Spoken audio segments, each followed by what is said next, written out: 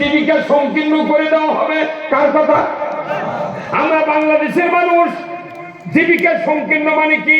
আমাদের দাঁড়িপাশের স্বভাব আছে, কিন্তু সব সংকীর্ণ কারণ কি? জীবনের সাথে যতগুলি ব্যবস্থা জড়িত, কারো জীবনে শান্তি নাই। কথা বল না? এখানে আল্লাহ বলছেন জীবিকা সংকীর্ণ মানে কি? জীবনের সাথে যেগুলা অঙ্গাঙ্গভাবে জড়িত, এটা সংকীর্ণ করে দেওয়া হবে। আমাদের আস্তে আস্তে বুঝতে পারতাম যে আমরা আল্লাহর পথে চলি না, এই জন্য জীবিকা সংকীর্ণ করে দিয়েছেন কে? এরপর আল্লাহ বলছেন শুধু সংকীর্ণ করে দিই আমি ক্ষান্ত হব না। আদালতে আখিরাতে যেদিন তোমাদেরকে আমি উঠাবো, ওই দিন তোমাদেরকে অন্ধ করে উঠানো হবে। যত মানুষ কোরআনের কথা শুনবি ওই অনুযায়ী চলবে না, তারা আখিরাতে কানা হয়, একটু কানা। ইনি চোখ থেকে মানুষ এক্সিডেন্ট করে, আর কিয়ামতের দিন কানা হলে কি বিপদ হবে জানেন? কোরআন থেকে আল্লাহ তাআলা বলছেন 5 প্রকার দোষ যাদের থাকবে। সূরা কফে আছে, আলকিয়া ফিহা জাহান্নামা কুল্লু কাফফারিন আনিদ। প্রত্যেক মানুষ হাসরের ময়দানে হাজির হবে। 5 প্রকার দোষ যাদের থাকবে তাদেরকে আল্লাহ ফেরেশতাকে বলবেন তোমরা ধরো আর জাহান্নামে ফেলে দাও, ধরো আর জাহান্নামে ফেলে দাও। নাউযুবিল্লাহ।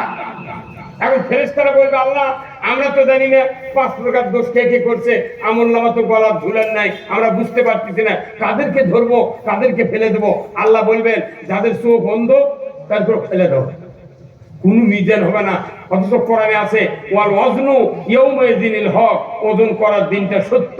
ফাম্মা মান সাকুলাত মাওয়াজিনহু ফাহুয়া ফি ঈশাতির রাদিয়া, নেকির পাল্লা যার ভারী হবে সে জান্নাতে যাবে, এটা আল্লাহর কথা। কিন্তু আল্লাহ বলছেন না, কোনো হিসাব হবে না, জিজ্ঞাসা হবে না, মিজান হবে না, ধরবো ফেলে দেবো, ধরবো ফেলে দেবো। এত মানুষের বিচার হবে না তো। মানুষকে কম বক্তৃতা শোনে, কিন্তু মানুষ কাজ করে না, সেই জন্য আমাকে এই দুরবস্থা। এমনি মুখের দাড়ি মেহেন্দি আছে, মাথার টুপি আছে, দেখলে মধ্যে জিবরাইল হাজিরছে, কিন্তু অব যদি কাজ করেন যে কোরআনের আইন চাও, তখন চোখ এত বড় বড় কয় হ্যাঁ তুমিও রাজনীতি শুরু করছো। হ্যাঁ কথা, আপনাকে জান্নাতে যদি যেতে চান আপনি রাজনীতি করে জান্নাতে যেতে হবে। আপনি যদি জাহান্নামে যেতে চান রাজনীতি করেই জাহান্নামে যেতে হবে। পথ তো দুটো, কয়টা পথ? এই কোরআন কার? এই কথাগুলো কার? এই কোরআন কে নাযিল করছেন? তার কোরআনের দল কয়টা? একটা। কোরআনে আছে দল দুটো, কয়টা? একটা হলো হিজবুল্লাহ, আর একটা হিজবুল শয়তান।